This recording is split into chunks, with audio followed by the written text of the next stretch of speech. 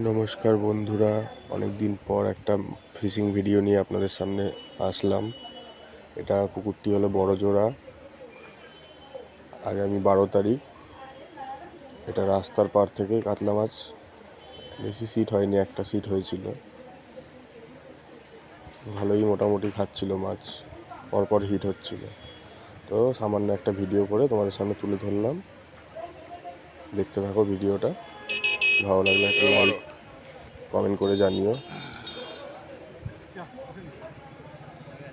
এটা বড়জোড়া পুকুরের ভিডিও, কোন্নগর বড়জোড়া।